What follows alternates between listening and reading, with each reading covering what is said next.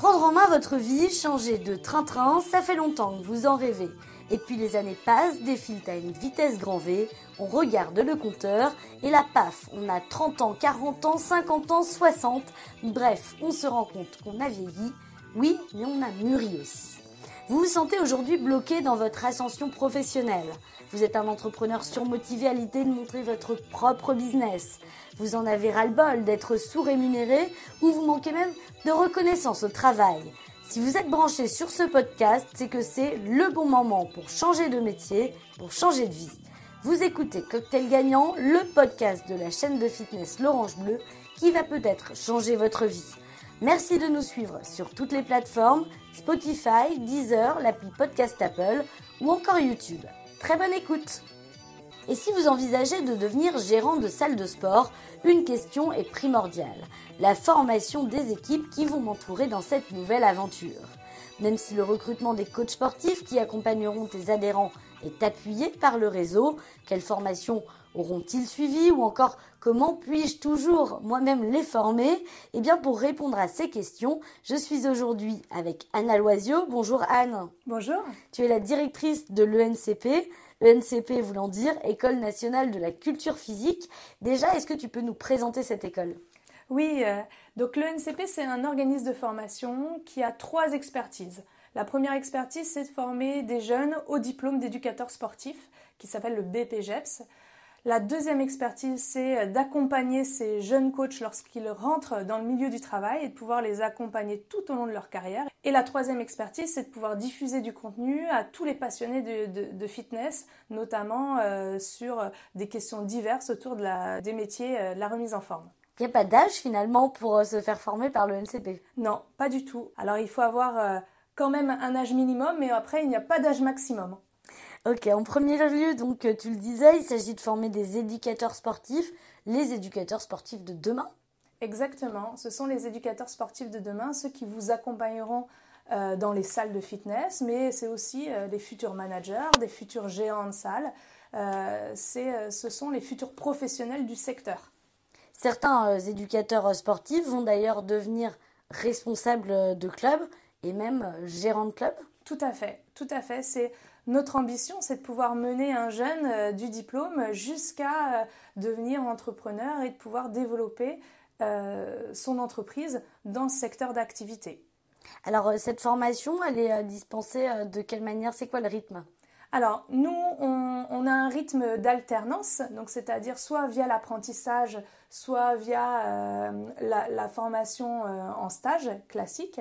Mais c'est forcément un rythme d'alternance. Donc la présence de l'entreprise et l'engagement dans l'entreprise est très fort. Et puis en général, ils passent 2 jours à l'école, 3 jours dans l'entreprise. Et donc on fait le lien entre la réalité du terrain et puis la théorie et les savoirs techniques qu'on va leur apporter. Ils vont être formés à quoi exactement?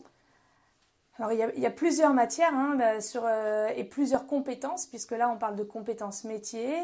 Donc tout ce qui fait le métier d'éducateur sportif, c'est à la fois les compétences qui sont ce qu'on appelle transversales, la relation client, la maîtrise de la communication verbale, non verbale, qui sont un aspect très important dans notre métier. Et puis après les savoir-faire techniques, être capable d'accompagner un adhérent sur un plateau musculation, de concevoir un programme, de concevoir un cours collectif. Donc voilà, ça fait partie à peu près des panels qu'on leur propose.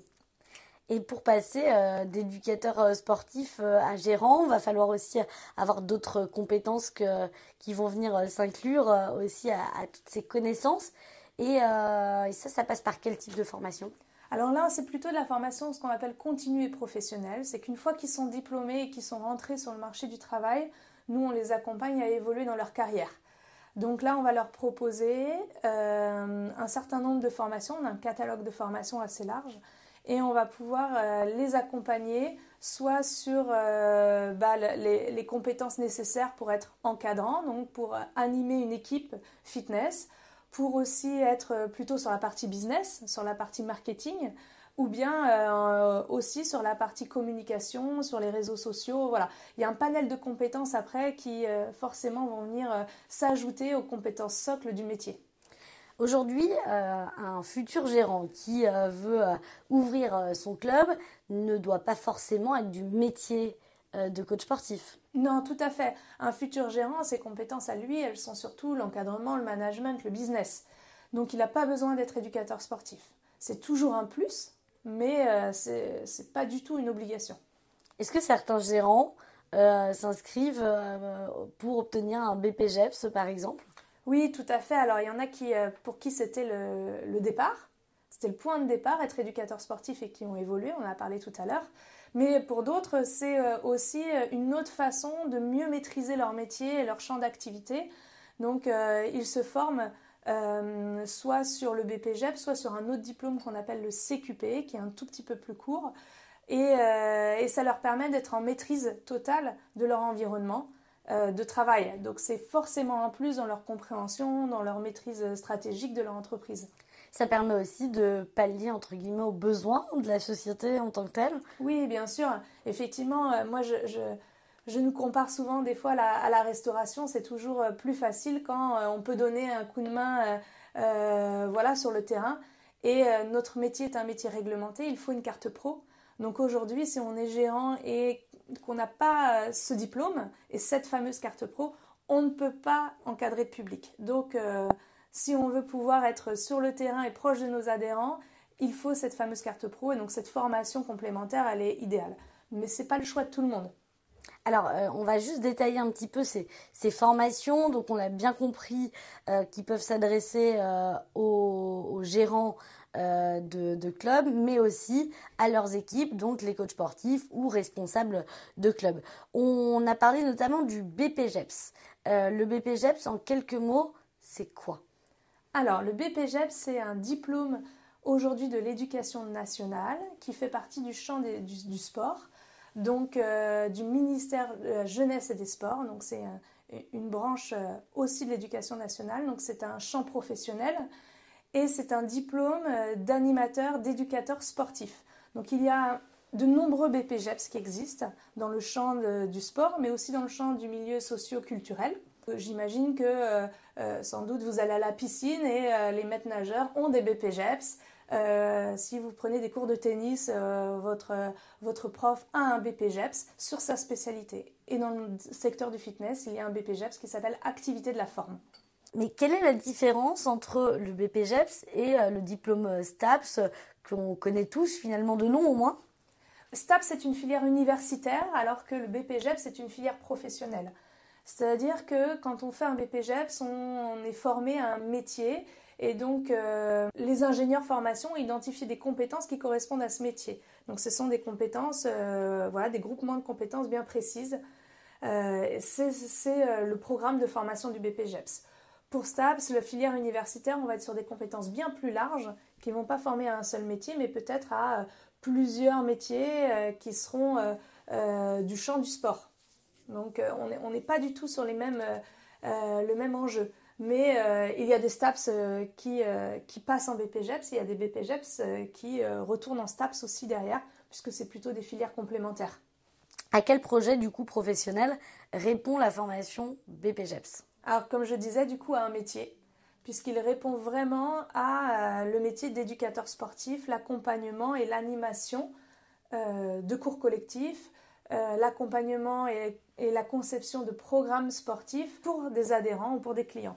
Donc c'est un champ, ce qu'on appelle un champ de compétences avec une carte pro qui donne des prérogatives sur la manière dont on va animer et la manière dont on va effectuer son métier. On a bien compris du coup que c'était une formation professionnalisante. Est-ce que c'est un diplôme qui est reconnu par l'État ? Oui, tout à fait. C'est un diplôme reconnu par l'État. Voilà, comme tout diplôme des champs du sport aujourd'hui, qui est BP, en tout cas BPGEPS, sont tous des diplômes reconnus par l'État. Certains coachs formés donc par l'ENCP vont ensuite devenir responsables de club, puis peut-être gérants eux-mêmes de leur club. Est-ce que dès le BPGEPS, ils sont un petit peu formés pour ça finalement, pour avoir les clés pour évoluer dans ce milieu du fitness ? Oui, tout à fait. On va proposer une formation complémentaire, c'est-à-dire que quand on sort du BPGEPS, on est bien formé au métier d'éducateur sportif, pas à celui de gérant. Et entre les deux, il y a une petite passerelle. Et là, on les accompagne sur une formation qui leur permet d'acquérir les compétences qu'ils ont besoin pour devenir gérants. Ça reste deux métiers différents, Donc il faut pouvoir accompagner et assurer aussi qu'ils puissent sortir outillés de leur formation. En revanche, je suis pas du tout coach. Je peux devenir gérant sans suivre de formation au BPGEPS, mais est-ce que je peux suivre d'autres formations plus courtes? Par exemple, tu parlais du CQP. C'est quoi le CQP? Oui, effectivement, pour les gérants, la formation qui est la plus adaptée, on va dire, par son temps surtout, puisqu'on sait bien qu'un gérant qui mène un projet, eh bien, ça prend du temps, donc on essaye d'optimiser. C'est le CQP, c'est un diplôme qui vient de la branche professionnelle et qui a vocation à être uniquement sur l'aspect technique du métier. Donc c'est un certificat de qualification professionnelle qui permet d'obtenir une carte pro et d'avoir les prérogatives pour encadrer sur un plateau musculation et encadrer la salle de cours collectif. Ce diplôme, il est très technique. Donc tout l'aspect un peu transversal que l'on peut apporter sur un BPGEPS, on ne l'aura pas, ce qui permet de faire un cursus plus réduit. C'est combien de temps? C'est entre 3 et 5 mois. Avec un rythme de quelle fréquentation de l'école, entre guillemets? Alors chez nous, c'est une semaine par mois, une semaine par mois en présentiel, un jour par semaine en distanciel et au bout de 5 mois, la diplomation. Par rapport au BPGEPS, qui dure combien de temps? Le BPGEPS, chez nous, il est sur 15 mois. Il est sur 15 mois pour ce qu'on appelle la double option et avec une alternance 2 jours, 3 jours. Mais si je comprends bien, un gérant qui voudrait dispenser des cours collectifs, même pour dépanner parce qu'il a un coach malade ou je ne sais quoi, sans le diplôme, il n'a pas le droit. Tout à fait. On est une profession réglementée et contre rémunération. Aujourd'hui, la loi dit qu'on doit avoir une carte pro avec les prérogatives adaptées à l'activité qu'on encadre. Donc tous les coachs du réseau L'Orange Bleu sont diplômés d'État. Exactement. Tous les coachs du réseau L'Orange Bleu sont diplômés d'État. C'était un point d'ancrage très fort de la marque dès le début, d'être encadré par des coachs diplômés d'État. C'est un conseil quand même que tu donnerais aux gérants de clubs qui ne sont même pas du secteur du fitness, de quand même essayer d'avoir ce certificat de qualification professionnelle, c'est une vraie plus-value? Oui, c'est forcément un conseil, je pense, à viser dans la mesure où ça permet de mieux comprendre son environnement professionnel, mieux comprendre ses collaborateurs, les contraintes du métier. La cohabitation entre différents métiers peut parfois être difficile et donc d'être en maîtrise et de pouvoir aussi comprendre des choix stratégiques à un moment qui sont faits. Quelles sont du coup les formations que tu conseilles aux nouveaux gérants au-delà du CQP? Alors, les formations sont assez larges, on a un panel assez large dans notre catalogue. Mais t'en as combien? On a une 50aine de formations dans notre catalogue. Donc, selon les envies, on peut trouver à peu près ce qui nous correspond. Mais il y a des choses qui sont essentielles, comme l'entretien commercial, qui aussi fait partie du savoir-faire de la marque L'Orange Bleu. Et se remettre régulièrement dans ce type de formation, c'est essentiel pour la performance. L'expertise financière, gérer et développer votre communication, les clés de la fidélisation, ce sont toutes les clés aussi de notre savoir-faire que l'on met à disposition du gérant, donc il faut en profiter. De quoi devenir un vrai chef d'entreprise, même si on ne l'est pas du tout au départ? Exactement, c'est toute la force de l'accompagnement et de la formation, c'est de pouvoir évoluer à chaque étape et des fois à chaque problématique que l'on peut rencontrer, on a une réponse à offrir. Le gérant d'ailleurs peut aussi avoir un autre accompagnement, une formation appelée Cycle Club, c'est entre guillemets un consulting dans le club, c'est ça, avec des équipes formées? Tout à fait. L'intérêt du Cycle Club, c'est une formation où c'est le formateur cette fois-ci qui se déplace dans le club, qui forcément va un peu au-delà de la compétence individuelle, puisqu'il va prendre la compétence mais dans l'environnement professionnel. Donc on va observer le coach, le gérant, le responsable de club dans son environnement, comment il va agir et interagir avec ses adhérents, quelle méthodologie et quelle méthode et quelle organisation il met en place, et on va venir conseiller et proposer des axes d'amélioration sur tous ces aspects.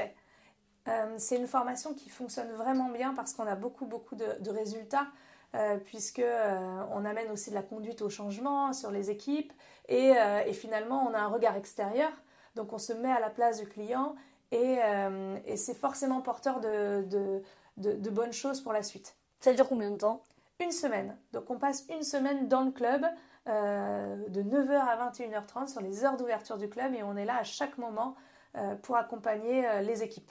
Alors, le cycle club, à tout de même ne pas confondre, pour ceux qui nous écoutent régulièrement, avec les leaders régionaux dont nous avons déjà parlé dans ces podcasts. Quelle est la différence entre cycle club et les leaders régionaux qui vont aussi souvent sur le terrain? Oui, tout à fait. Alors, les leaders régionaux, ils ont une mission, c'est plutôt d'accompagner les gérants dans le développement de leur business en s'appuyant sur les indicateurs de performance. Alors que nous, on va prendre le club de manière beaucoup plus holistique et on va vraiment s'appuyer sur les coachs, leur interaction avec leur environnement professionnel, essayer d'améliorer chaque aspect de leurs compétences, qu'il soit technique, qu'il soit la relation client, qu'il soit l'accueil du client, bref, un peu tous les éléments du club.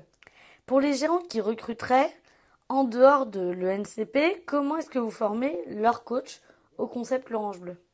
Alors, de la même façon qu'un coach qui serait venu de l'ENCP, sauf que il va passer de toute façon, tout coach passe par un sas de formation quand il intègre un club l'Orange Bleu qui s'appelle la formation intégration.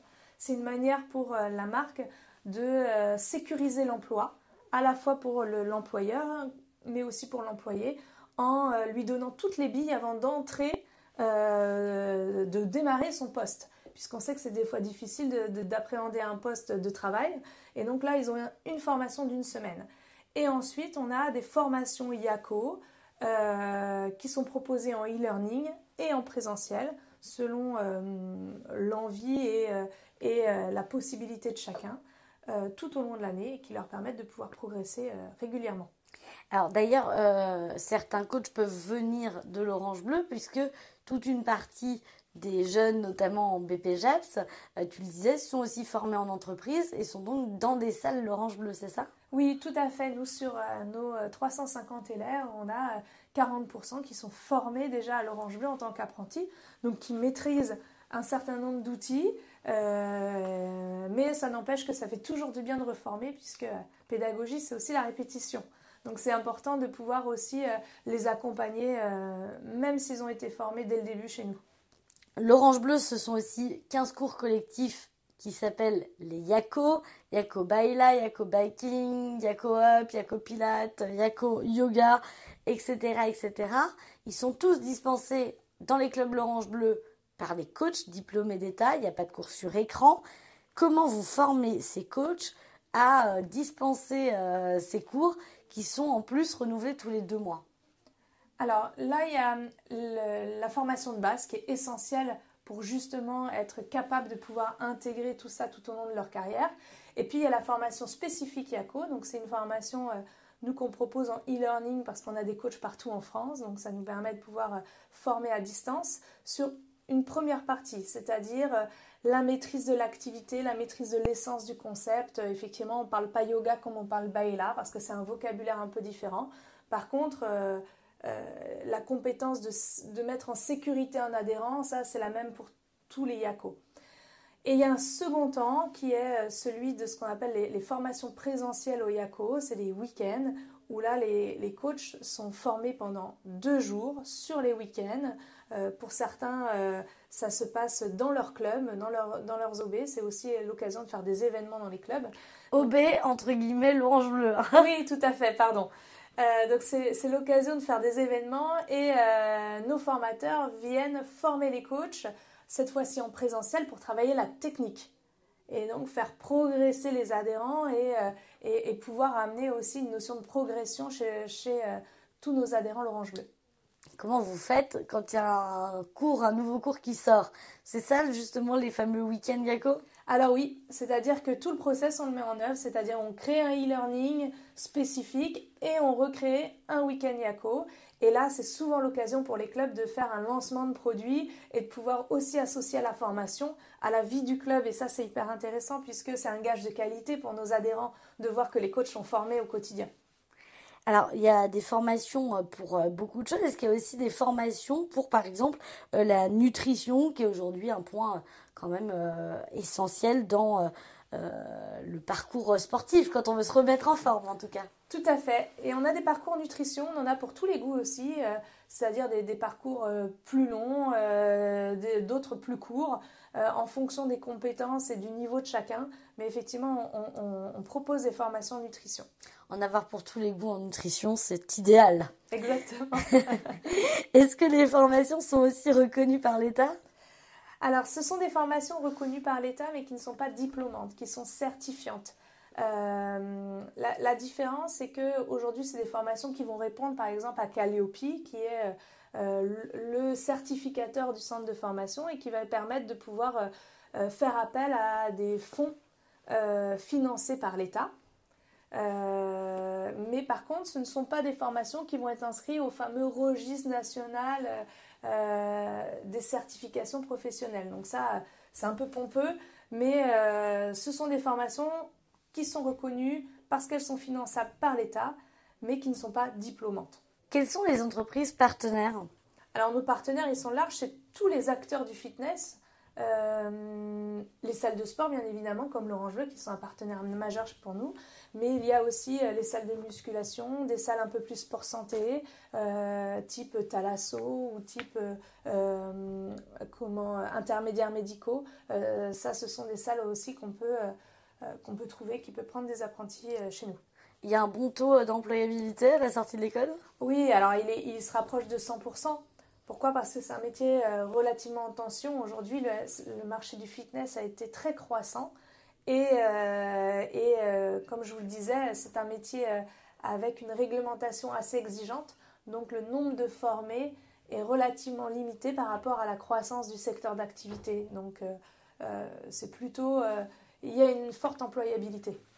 Et d'ailleurs, pour répondre à tous ces besoins en termes d'offres d'emploi sur le marché du fitness, l'ENCP a germé un petit peu partout en France. Oui, tout à fait. Aujourd'hui, on est 6 écoles en France. Et c'est la raison d'être même de l'ENCP, puisqu'on est né au cœur de l'entreprise. Et la volonté de créer cet organisme de formation, c'était de pouvoir accompagner la croissance d'un secteur qu'on savait qu'il allait être exponentiel. Et c'était une problématique, l'emploi dans ce milieu-là. Donc ça a été la volonté de Thierry Marquer à l'époque de pouvoir accompagner par un organisme de formation pour répondre à ces offres. Aujourd'hui, le NCP est où alors en France ? Alors du coup, Rennes, c'est le siège social, donc on est très présent à Rennes, on est présent à Caen, on est présent à Brest, on est présent à Lorient, à Nantes et à Marseille. Ah oui, donc un petit peu partout, avec une petite prédominance sur l'Ouest, mais on accueille tout le monde de partout en France, évidemment. Exactement. Il y a combien de rentrées des classes par an ? Alors, ça dépend des campus, mais en général, on est à 3-4 rentrées par an. Il y a des formations en distanciel pour ceux qui viendraient de Strasbourg, par exemple ? Non, très peu. Très peu. On peut prévoir des modules à distance, mais la formation, elle est essentiellement en présentiel. C'est aussi notre législateur qui nous l'impose. Donc, il faut être quand même relativement présent et disponible pour pouvoir être en formation, en tout cas BPGEPS ou CQP d'ailleurs. Quel est le degré d'autonomie des apprenants, des coachs, des gérants aussi ? En poste ou lors de la formation ? Lors de la formation. Lors de la formation. Alors, ils ont un degré d'autonomie relativement fort puisqu'on est sur la formation professionnelle. Donc, on s'appuie sur ce qu'ils ont vécu, on s'appuie sur leurs connaissances, on s'appuie sur l'expérience qu'ils ont dans leur structure de stage pour pouvoir avancer avec eux et construire les compétences. Ça, c'est la force de la formation professionnelle. C'est de mettre du sens, mais en même temps développer l'autonomie. Donc, voilà. Ils ont dû passer aussi un test de sélection, je suppose ? Tout à fait. Et effectivement, il y a des prérequis pour pouvoir entrer en formation. Ces prérequis, ils sont gérés non pas par nous, mais par le ministère. Et ils sont imposés en tout cas par le ministère. Et ce sont des prérequis essentiellement physiques. Donc de la course à pied, de la musculation et le suivi d'un cours collectif. Est-ce qu'il y a des formations par niveau en fonction aussi des résultats de ce test ? Oui, tout à fait. Il y a des jeunes qui sont passionnés et qui n'arrivent pas à effectuer ce test ou qui ne sont pas prêts simplement pour diverses raisons. Et donc, on les accompagne sur 2 types de formations. Les formations courtes qui peuvent être financées par Pôle emploi pour ceux qui ont déjà travaillé et puis des formations un peu plus longues pour des plus jeunes en fonction de leur niveau et l'objectif étant qu'ils puissent atteindre leur objectif. Est-ce qu'il s'agit de formations individuelles ou en groupe ? Non, ce sont des formations en groupe. C'est très important pour nous aussi de mettre ces jeunes dans un collectif, puisque un club de sport, c'est un collectif, c'est une équipe, c'est un groupe au service des adhérents, et donc ça commence à l'école. Ils sont combien? En général, ils sont entre 15 et 25, et on leur dit souvent que c'est important qu'ils travaillent en groupe pour le groupe et avec le groupe. Comment ils sont encadrés? Alors, ils sont encadrés par des formateurs. Allez, à 90%, ce sont tous des anciens coachs, donc qui ont vécu et qui maîtrisent leur métier, donc qui sont embauchés pour leur expertise, justement, et qui ont suivi une formation de formateurs pour adultes, de manière à pouvoir maîtriser aussi toutes les compétences pédagogiques qui vont être associées à la transmission de savoir. Combien coûte cette formation? Donc, c'est une formation qui coûte entre 7 000 et 8 000 euros en fonction du volume horaire, puisque c'est un volume horaire. Il y a des gens qui peuvent être allégés, mais on va dire sur un parcours complet, c'est à peu près entre 7 000 et 8 000 euros. Et puis après, selon les statuts, cette formation, elle peut être financée. Donc, ce n'est pas forcément les parents ou le jeune qui doit mettre les 8 000 ou les 7 000 euros sur la table. Elle peut être financée par la région, elle peut être financée par Pôle emploi et elle peut être financée par l'apprentissage, c'est-à-dire par l'entreprise. Donc, c'est 3 modalités. Et puis, il y a certains jeunes qui aussi financent d'eux-mêmes la formation. C'est possible. Ok, donc il y a des aides quand même auxquelles beaucoup de jeunes peuvent prétendre. La majorité y prétendent?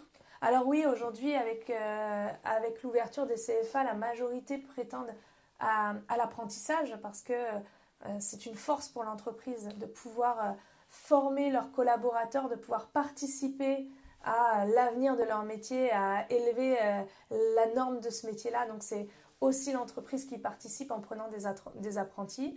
Et puis d'autres plutôt sous des modèles hybrides, CPF et Pôle emploi. Mais après, je reste convaincue que la formation, de toute façon, est toujours un investissement. Donc, qu'importe le financement, c'est un investissement sur l'avenir, sur un métier. Donc, c'est important de pouvoir... nous, on les accompagne énormément dans la recherche de financement. Est-ce que, par exemple, on parle souvent du CPF, est-ce qu'il peut être utilisé sur les formations? Oui, tout à fait. Il peut être utilisé sur cette formation BPGEPS ou CQP d'ailleurs. Est-ce qu'il y a une période préconisée pour débuter sa formation? Alors non, il n'y a pas de période. La période, c'est celle qui nous paraît la meilleure par rapport à notre environnement. C'est une formation qui est assez sollicitante de manière générale. Ça prend beaucoup de temps dans le quotidien. C'est de la fatigue, c'est beaucoup d'engagement et beaucoup de travail. Donc ça veut dire qu'il faut quand même être prêt pour pouvoir démarrer dans ce type de formation. Comment bien choisir le programme qui est adapté au métier souhaité? Alors, c'est exactement ce que tu viens de dire, c'est le métier. C'est quel métier je veux faire et quel métier je veux exercer.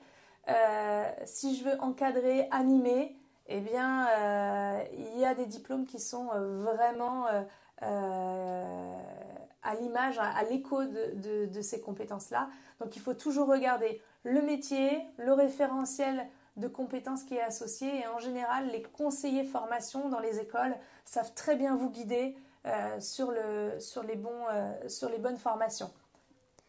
Pourquoi aujourd'hui l'ENCP est un organisme de formation vraiment reconnu de tous quand on veut se former dans le milieu du fitness?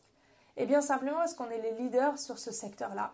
Aujourd'hui, nous, comme je l'ai dit tout à l'heure, on est né au cœur de l'entreprise, donc on est un centre de formation qui a le pied sur le terrain et l'autre pied dans la pédagogie. Donc on fait ce vrai trait d'union, donc on répond à l'enjeu qui est celui de la formation professionnelle. Et nous, on est spécialistes du fitness, c'est-à-dire qu'on ne fait pas d'autres activités, on ne s'est pas éparpillé sur d'autres activités BPGEPS, mais on fait uniquement du fitness et on est venu développer toutes les formations périphériques à ce secteur d'activité. Aujourd'hui, quel est le plan de développement de compétences justement de l'Orange Bleu et de l'ENCP ensemble? Alors nous, on accompagne l'Orange Bleu sur son plan de développement des compétences et justement sur la carrière. Donc c'est aussi la marque employeur, c'est comment on accompagne des jeunes coachs à devenir éducateur sportif, à devenir gérant, mais comment on accompagne les gens du siège aussi à développer leurs compétences sur des métiers qui sont annexes. Finalement, quand on est leader régionaux, on en a parlé tout à l'heure, c'est d'autres compétences d'animation réseau, c'est d'autres compétences business. Et nous, on est là aussi pour conseiller et pouvoir apporter nos lumières à la marque pour que tous les salariés de l'Orange Bleu puissent être accompagnés et être formés. Qu'est-ce que tu dirais à des futurs gérants qui nous écoutent et qui hésitent encore à se lancer ? Eh bien, qu'il faut surtout y aller parce que c'est un investissement essentiel pour pérenniser le business, pour grandir et pour avancer. La formation est un formidable outil. On a une chance énorme en France. Et aujourd'hui, il y a des formations pour tous et tous les niveaux de compétences. Donc, il n'y a pas d'excuse pour se lancer. Il faut vraiment aller s'accompagner et se laisser accompagner pour pouvoir développer son projet. Le sport était un enjeu majeur de cette année 2024, notamment avec les Jeux Olympiques. Est-ce que toi, tu as senti une dynamique particulière ? Oui, tout à fait. On a été accompagnés aussi par tous nos partenaires là-dessus. Nous, on a envoyé nos élèves aussi aux Jeux Olympiques pour qu'ils s'imprègnent aussi de cette énergie. C'est un métier de passion. On doit transmettre ça à nos élèves. Les élèves doivent le transmettre à leurs adhérents. Ça, c'est essentiel. Donc forcément, sur une année olympique, ça respire la passion, l'enthousiasme et la joie de vivre. Donc c'est formidable. Alors Anne, on arrive à la fin de cet entretien. Tu connais le concept du podcast Cocktail Gagnant. Je vais te demander exceptionnellement de me faire 2 cocktails gagnants. Quel est ton premier cocktail gagnant, cette fois pour la bonne formation pour les coachs ? Alors je dirais la formation de base, le BPGEPS. Activité de la forme, double option, ça c'est essentiel. Et ensuite, pouvoir continuer à développer des compétences à la fois techniques, pilates, yoga, des choses très précises, et des compétences qui vont être plus transversales, communication, ça sert toujours. Et quel est le cocktail gagnant de la bonne formation pour le gérant ? Alors pour le gérant, pour lui, se concentrer sur son business avec du management et des formations financières, l'expertise financière. Et puis, si on peut avoir une petite touche de CQP, ce serait super. Si nos auditeurs souhaitent plus d'informations sur les formations, comment on contacte le NCP ?